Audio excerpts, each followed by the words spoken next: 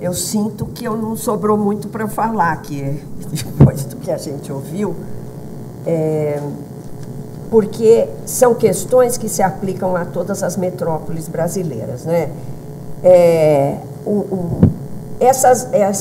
O desconhecimento, a leitura da lei que a gente não consegue entender bem, a matriz rodoviarista comandando as cidades do país, a função social da propriedade que está na nossa Constituição, está no Estatuto da Cidade, está nos planos diretores e não é aplicada, parece que o Judiciário desconhece, e também o Ministério Público, eu ouso dizer, porque eu já dei muita aula para o Ministério Público e para o Judiciário, essa coisa das reformas que não são necessariamente obras, não são investimentos gigantescos, não é? E principalmente essa coisa do senso comum. Eu recentemente li uma frase do prefeito Fernando Haddad num jornalzinho desses que são distribuídos gratuitamente e que fazem uma campanha absolutamente sistemática contra o próprio prefeito, que era: se o senso comum fosse o critério da verdade, a Terra ainda estaria girando em torno do Sol, o Sol estaria girando em torno da Terra, não é? Mas para isso é que serve a ciência. É isso que eu acho importante, trazer a noção de que há um profundo desconhecimento sobre a cidade que eu chamo de analfabetismo urbanístico. O analfabetismo urbanístico, ele não é próprio da população de baixa escolaridade, porque talvez ela conheça mais a cidade do que as nossas elites. O analfabetismo urbanístico, ele está muito presente na mídia, de uma forma estarrecedora. Recentemente o Estadão queria fazer a denúncia contra o prefeito de que a área de proteção dos mananciais estava sendo ocupada e não havia fiscalização. Agora, a área de proteção dos mananciais, ela acabava no município de São Paulo, para o Estadão. Não pegava a região metropolitana. É uma mágica. Ou é analfabetismo. Porque a área de proteção dos mananciais, ela não é municipal.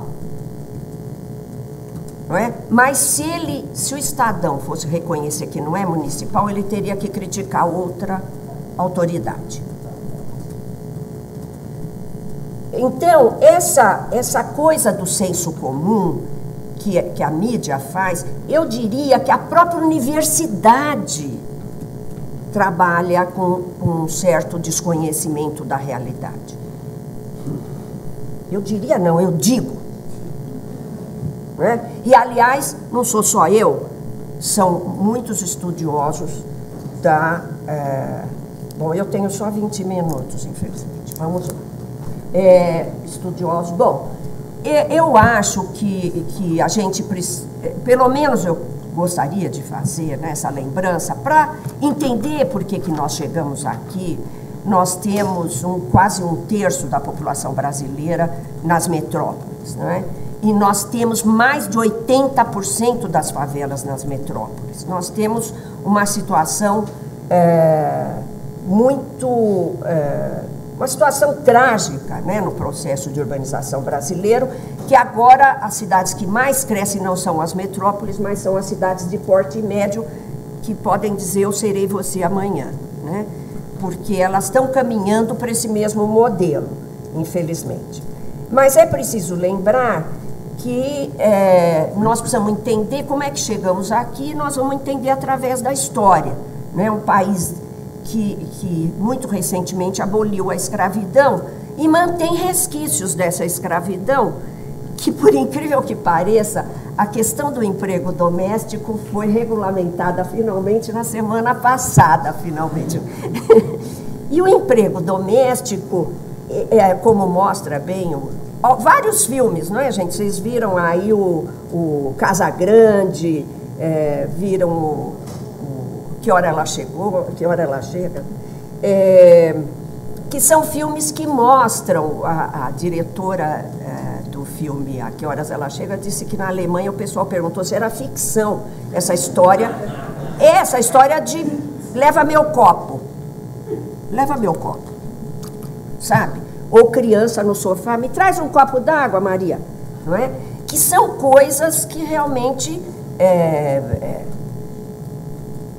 existem e não dá para entender as nossas cidades sem a empregada doméstica, por exemplo. Não dá para entender nem a arquitetura dos nossos apartamentos sem entender o papel da empregada doméstica, não é? Então, essa questão que eu não vou tocar aqui, a questão do desprestígio do trabalho manual, que faz parte da história brasileira, esse preconceito impressionante, né? E também lembrar, como o Faoro lembra bem, né, nos Donos do Poder, que nós estamos num Estado patrimonialista e num país dependente na globalização, ou seja, num período em que as ideias é menos Estado, menos políticas públicas e mais privatização, num país que não chegou, como os países do mundo mais central, né, do capitalismo mais central, não chegou a certas condições de previdência, por exemplo. Não é? É diferente uma crise lá e uma crise aqui. Não é? Bom, eu coloquei aqui, eu adoro mostrar esses slides. Eu vou no Google e pego o slide que está na nossa cabeça de como deveria ser uma cidade. Isso é Suíça, né? Então, a gente, claro, vocês estão vendo aí, né? Não existe 1 metro quadrado ocioso. E eu fiquei sabendo lá que não existe porque o que tiver ocioso vai receber plantas, vai virar verde, não é?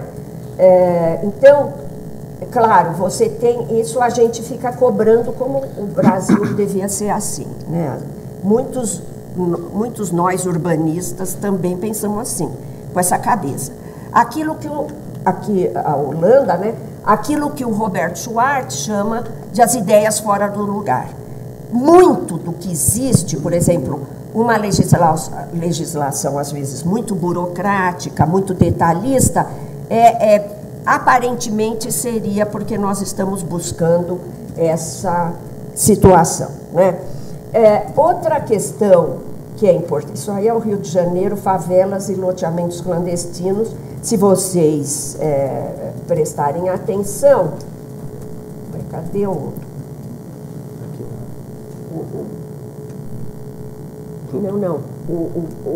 apontador. O apontador. Deixa eu ver se vocês prestarem atenção. Bom, todo mundo aqui é bem alfabetizado urbanisticamente. Pode ver a Barra, pode ver ali Copacabana, Leblon, né, Ipanema, que não tem favela relativamente ao que existe ali em cima, né? Isso então é a nossa condição, né? Por quê? Porque cidades desiguais não vão gerar sociedades desiguais vão gerar cidades desiguais. Não dá para ser diferente, não é? Nós estamos vendo aí que você tem a cidade do cartão postal. Eu tenho uma imagem melhor ainda, né? Que é essa imagem do município de São Paulo, com as favelas e os loteamentos ilegais. Vocês estão vendo aquele centrinho branquinho, lá é a cidade de São Paulo, para a representação ideológica que se faz da cidade de São Paulo, é aquele centro ali, né? Lá é a cidade do mercado, o mercado se expandiu muito no último boom imobiliário. Mas existe uma representação ideológica da cidade e isso leva a um desconhecimento do que é a cidade real, não é? O que é a cidade real? Aí, aquela mapa é meio antigo, esse é mais novo, da região metropolitana, foi um assessor do Fernando que me mandou. Vocês estão vendo aí o que é a metrópole, com todas as favelas e loteamentos, que é onde mora a população de baixa renda, né? Mais do que planos e leis, o que orienta o crescimento dessa cidade são obras esparsas de infraestrutura, como foi muito bem lembrado aqui, a ampliação da Marginal de Pinheiros, que custou os tubos, e eu costumava dizer, nós, urbanistas da USP, fizemos um documento contra, que não teve a menor repercussão antes da obra ser iniciada, porque o que hoje nós temos é mais metros quadrados para mais automóveis pararem para jogar monóxido de carbono na atmosfera, né? Foi para isso que foi ampliada, então, a marginal do Rio Tietê, né? E essas obras esparsas, porque todo governo vai ter uma grande obra, felizmente nem todo, né? Mas vai ter uma grande obra que vai, evidentemente, ter a relação com o financiamento de campanha, e aqui eu quero enviar uma saudação ao nosso glorioso Supremo Tribunal Federal, que aprovou, que mostrou que o financiamento empresarial de campanha é inconstitucional. O que foi muito... Tem tanta coisa inconstitucional que eu acho que nós vamos congestionar o Supremo, né? Bom, então, o que nós temos ultimamente, aí tá, né? O que é a cidade sem Estado e sem mercado? Grande parte das nossas cidades é isso. Eu diria que 50% ou mais das metrópoles do Norte e do Nordeste, e entre 1/4 e 1/3 da população do Sudeste para o Sul. É assim, sem Estado, sem mercado, sem lei para construção, sem leis de zoneamento, sem lei de parcelamento do solo. É assim que o povo mora, não é? E isso é norte da cidade de São Paulo, isso é, se eu não me engano, a Rocinha, no Rio de Janeiro.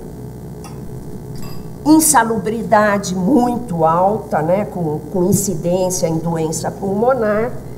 Então, e principalmente uma das questões que eu acho que nós devemos refletir, sem lei para a construção da cidade e sem lei para a resolução de conflitos.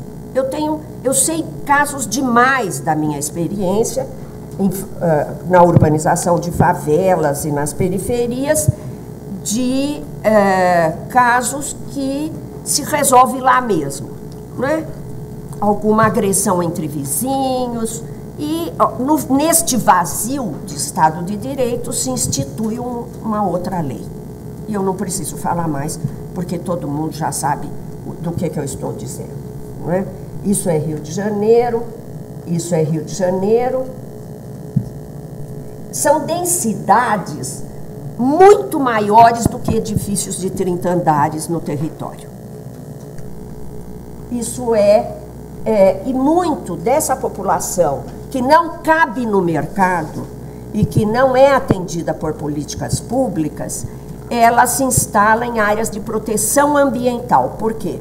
Porque essas áreas de proteção ambiental, aí no caso é um mangue, né?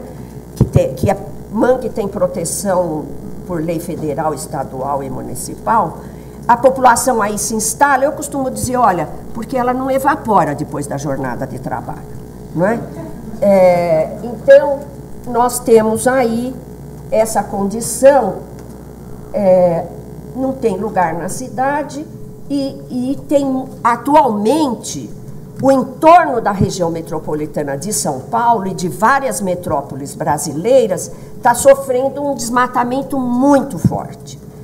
Né? O aumento de renda de parte da população fez com que ela pudesse construir uma casinha, só que ela não tem condição de chegar no lote legal. O lote legal é muito caro, não é? A lei, que é 6766 de 1979, a lei de parcelamento do solo, ela não permite que esse solo nesse preço chegue. E não é só a lei, obviamente. É principalmente a forma como nós encaramos a propriedade privada, ignorando a função social da propriedade e um mercado que é altamente restritivo e especulativo. Como dizia o Fernando Haddad, nós temos no sul do município de São Paulo um paraíso. E a prefeitura, inclusive, está promovendo a agricultura orgânica, já que o novo plano diretor prevê zona rural na cidade de São Paulo. Foi uma grande conquista do plano diretor essa, não é? E então, com o que se pretende, eu não ganho um centavo da prefeitura para falar o que eu estou falando. Até porque eu sou uma daquelas pessoas que deixou a classe política, eu já ocupei cargos municipal, na época da Irundina, federal, quando houve a transição entre o governo Fernando Henrique e Lula, até criei o Ministério das Cidades, praticamente, mas resolvi que eu sou da sociedade civil, porque eu acho que é isso que nós estamos precisando, fortalecer a sociedade nesse país. Então, não estou ganhando nada para dizer que a prefeitura está fomentando a produção de agricultura orgânica no sul do município de São Paulo e esse plano de turismo, né? Só que isto não é uma realidade consolidada, isso pode mudar. Inclusive, nós derrotamos, nós que eu digo porque nós também fizemos um documento de doutores em urbanismo para acabar com o aeroporto que estava previsto em área de proteção dos mananciais, um aeroporto privado.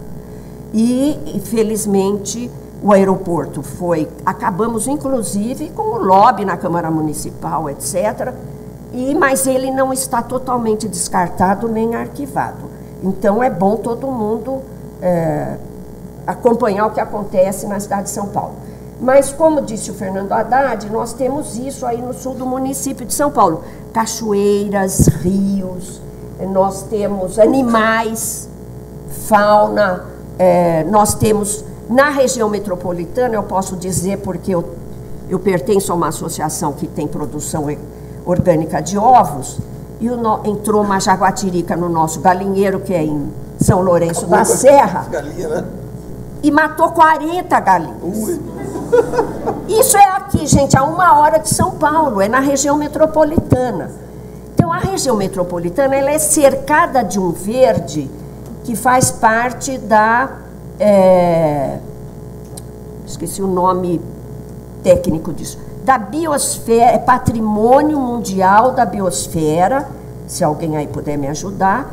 Ela é cercada. Agora, esse verde, ele está sendo continuamente desmatado pela expansão horizontal que a metrópole está tendo, que tem muito a ver com o boom imobiliário que nós atravessamos de 2009 a 2014.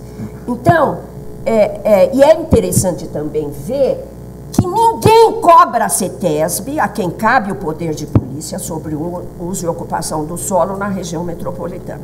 Então, essas informações todas, elas têm a ver com o quê? Com o analfabetismo urbanístico e metropolitano. Porque nós, às vezes, ficamos brigando por um arbustinho que alguém está cortando do lado da nossa casa, ou, como aconteceu de um abaixo-assinado recente, de cobrar que a prefeitura não fizesse nenhuma obra pública, creche, etc., em áreas consideradas verdes. A Praça da República tem, eu queria dizer, várias praças têm, essa obra, inclusive, ajuda a trazer gente, porque na periferia a população tem uma certa aversão por terreno abandonado. E nós precisamos qualificar esses terrenos para que sejam... Mas eu dizia na discussão do abaixo-assinado, nós estamos perdendo florestas. E florestas de alta biodiversidade no entorno da região metropolitana. E a gente não enxerga uma linha na imprensa sobre isso. Uma linha. Porque estamos tratando da cidade ilegal e ela é invisível. Ela não interessa. Ela fica fora. Como muitas vezes o Mino Carta trata, ela é a senzala. E o nosso negócio é a Casa Grande. Não é? Bom, eu queria só voltar, então, e para lembrar aqui alguma coisa muito importante, que é, eu falei, né, a invisibilidade dos bairros populares e do analfabetismo urbanístico. Por quê? Porque nós temos essa tradição das ideias fora do lugar. Nós só enxergamos, nós temos o senso comum é muito poderoso. E a ciência morre nessa condição, né? O país real, como diria o Sérgio Buarque de Holanda, nos Raízes do Brasil, comentando a sociedade brasileira, nós não somos homens de ação. O movimento feminista ainda não estava avançado, então ele tratou a sociedade como: nós não somos homens de ação, nós somos homens de palavra. Nós temos uma mentalidade livresca. Então, eu estou falando aí do judiciário, evidentemente, que desconhece a legislação urbanística. Este último, o arcabouço legal dos últimos 30 anos, que é uma super novidade, que tem menção da ONU, que já deu honraria para o Brasil, ele não simplesmente é ignorado. Não é? A nossa engenharia, que é uma engenharia que... há exceções nisso tudo aqui, hein, gente? Por favor. É uma engenharia que disseminou no Brasil o tamponamento de córregos com avenidas de fundo de vale, que começou com o governo Prestes Maia, na 9 de julho,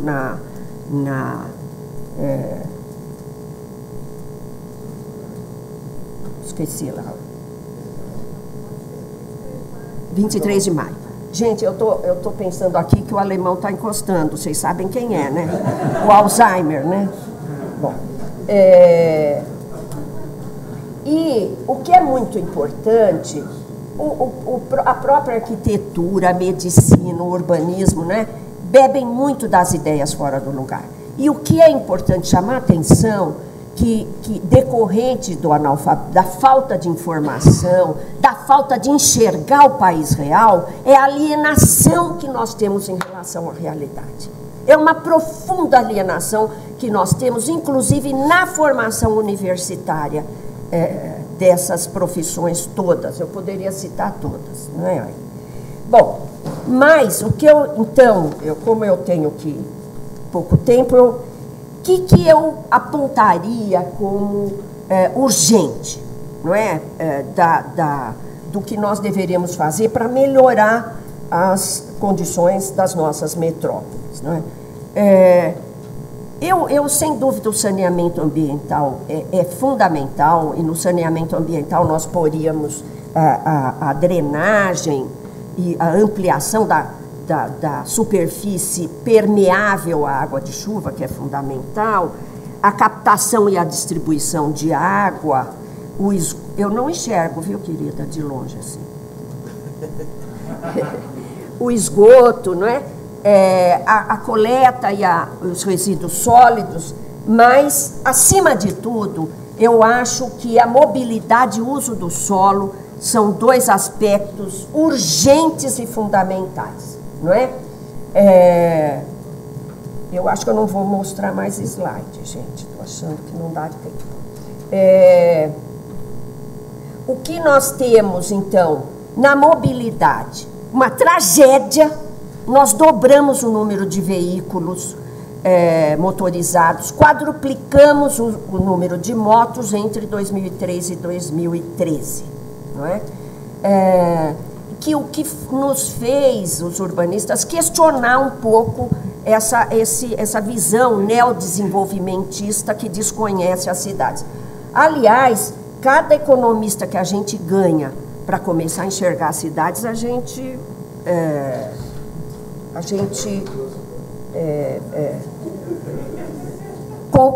faz a festa, não é? E, então, a questão dos automóveis, o professor Paulo Saldiva tem feito um esforço muito importante, e mesmo um observatório de políticas psicológicas do Hospital das Clínicas, mostra o quê? Mostra que São Paulo, de 24 metrópoles mundiais, é a que apresenta o maior índice de estresse e de depressão e comportamento impulsivo, bem como o custo da poluição do ar, a incidência da poluição do ar na saúde da população é bárbaro, não é? Para não falar, eu ia mostrar aqui um gráfico, mas depois a gente manda para vocês, para não falar da morte por acidentes. O Fernando Haddad citou a cidade de São Paulo, mas eu queria citar que em 2013 morreram no Brasil em acidentes de trânsito 46 mil pessoas. E, em geral, nós temos, isso é 10% daqueles que são acidentados. Então, é uma espécie de guerra civil o que o nosso trânsito está fazendo, não é? Concordando com a ideia de que não é só investimento, mas é o comportamento da população. Nós deveríamos investir muito no comportamento da população. Uma vez o Fernando me falou que só o lixo que é recolhido nas ruas de que as pessoas jogam sai mais de R$1 bilhão. Quer dizer, nós precisamos acreditar que a população se mobiliza, se sensibiliza se ela for tratada como uma população, como ser inteligente, coisa que não é pelos nossos veículos de comunicação, de um modo geral, né? Bom, e então nós poderíamos ir longe aí. 80% dos poluentes são emitidos por automóveis e quase 80% dos acidentes são causados por automóveis e não pelo transporte coletivo. Enquanto que quase 30% das viagens em cidades, isso é dado da ANTP, em cidades com mais de 60 mil habitantes, as viagens são feitas a pé.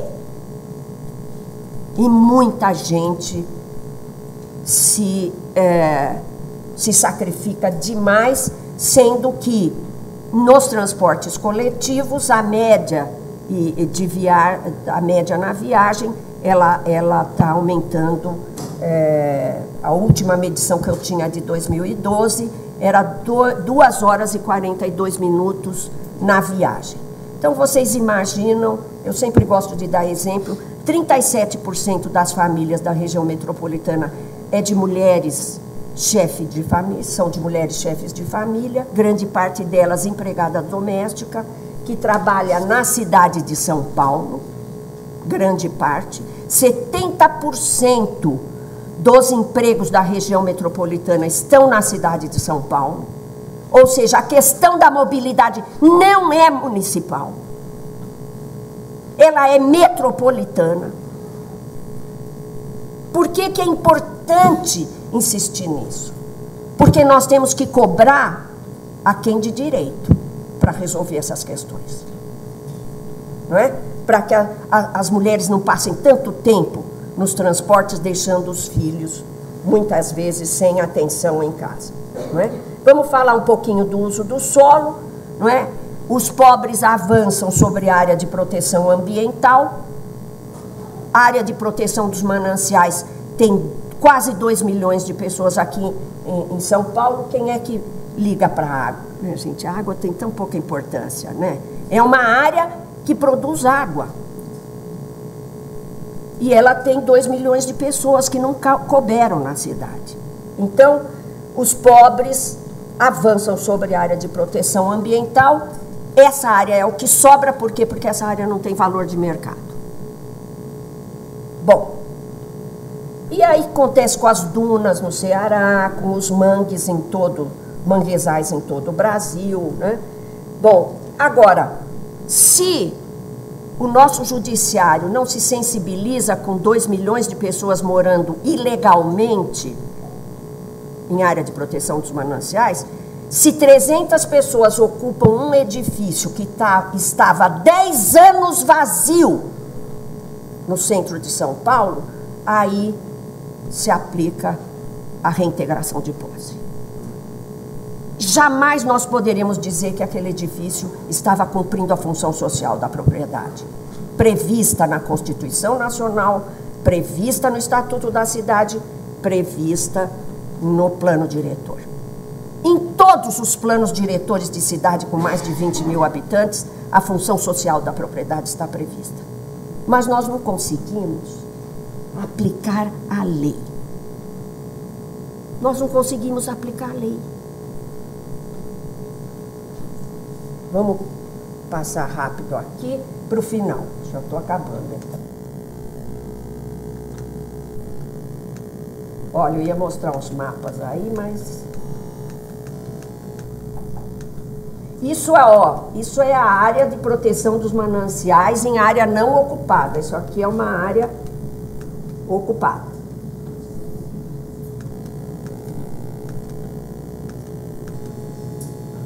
Bom, não faltam planos nem leis.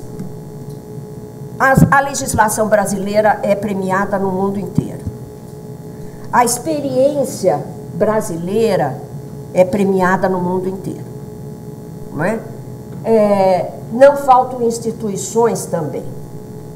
Olha, nós tivemos, além do que foi citado, lei de consórcios públicos, lei de saneamento ambiental, lei de mobilidade urbana, lei de resíduos sólidos. Nós temos, do ponto de vista legal, diretrizes no país para metrópoles agradáveis. Não é? Nós tivemos, entre 2000 e 2010, a febre dos planos diretores participativos, que deu muito emprego para consultoria para os urbanistas, no nosso caso. Temos planos, temos leis e temos expertise. Muitos de nós estão no mundo, na Índia, na África do Sul, dando consultoria. O que nós não temos é uma correlação de forças que nos permite aplicar a lei e aplicar o conhecimento e resolver o problema da desigualdade vergonhosa que ainda existe nesse país. Então, durante o período de vacas magras, nós tivemos um sucesso. Foi tanto sucesso, os corredores de ônibus, urbanização de áreas precárias, o direito à arquitetura na moradia social, o orçamento participativo, que o Banco Mundial, ele tem certos programas brasileiros que ele tenta levar para o mundo inteiro. Isso foi uma das... O CEL, que é uma espécie de nave espacial, um equipamento de boa arquitetura, num bairro extremamente pobre, foi uma conquista muito importante. Isso tenderia a mudar para as novas gerações a forma como a gente as prepara para a cidadania, não é? Mas, isso que eu queria deixar para reflexão, quando o Estado volta a investir com o PAC e com o Minha Casa Minha Vida, nós temos um paradoxo. A especulação imobiliária e os congestionamentos viários tomaram conta de todas as cidades no país. Todas. São Paulo e Rio, em 4 anos, nós tivemos mais de 200% de aumento no preço do metro quadrado. E nós temos lei para regular o que foi essa festa, né? A revista Exame colocou isso em 2011, hein? É a maior alta de imóveis do mundo e continuou subindo até 2014. Essa variação de preço, ela expulsou gente das áreas mais centrais das cidades. Os mais pobres foram expulsos. Nós temos alguns doutorados que mostram de como a metrópole paulistana se expandiu mais para a periferia e sobre o anel de verde que nós temos aqui. E não foi só na metrópole paulistana que isso aconteceu, não é? Então, nós tivemos uma expansão da cidade em relação às periferias ampliando as viagens nessas metrópoles, ampliando o movimento pendular. Eu ia dizer que o plano diretor atual da cidade de São Paulo é muito bom, mas se aplicasse o de 2002 já estava ótimo para a gente, sabe? Bom, o que fazer? Eu vou deixar isso aqui, então, uma provocação forte, porque se vocês quiserem planos detalhados, nós temos a mancheias, não é? O que fazer? Sair do discurso e aplicar as leis. O judiciário deve se capacitar para aplicar o novo arcabouço legal, em especial a função social da propriedade da cidade. Tem um corregedor aqui em São Paulo que já mencionou isso. Eu acho que eu não vou ser processada de mencionar, porque outra autoridade do judiciário já se pronunciou. Sair do discurso e instituir a região metropolitana. Em São Paulo nós temos 39 municípios, pelos problemas dos quais o Fernando Haddad é cobrado, prefeito do município de São Paulo. Então, eu acho que é necessário que se conheça melhor a região metropolitana, não é? E sair do discurso e eleger prioridades. Prioridade ao transporte coletivo sobre o transporte individual em todos os níveis de governo. Por que é importante, a última coisa que eu queria citar, nós conseguimos barrar, graças ao Fernando Haddad, um túnel que estava previsto na Operação Águas Espraiadas, de mais de 3 quilômetros, um túnel que ficaria o projeto mais de R$1 bilhão, e cuja construção estava previsto numa legislação específica, que, por exemplo, sinal fere o plano diretor, dizendo que se não houvesse captação da valorização imobiliária da CEPAC suficiente para a construção do túnel, ela iria sair do orçamento municipal. E pasmem, o projeto não permite que o ônibus transite pelo túnel. É. Mas nós temos diretriz no plano diretor de prioridade ao transporte coletivo. Agora, esse projeto desse túnel está vivo. Ele não morreu, não foi incinerado, não. Dependendo do próximo prefeito, nós vamos pagar por esse absurdo, que é fruto do que dois americanos, Logan e Molot, chamam a máquina do crescimento. Ela manda na cidade. É uma máquina formada por certos interesses. E é uma questão de honra para nós, urbanistas, ativistas, barrar a construção desse túnel.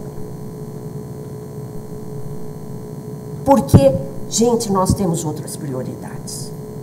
E uma das maiores prioridades que nós temos, para terminar, é combater o analfabetismo urbanístico. Muito obrigada.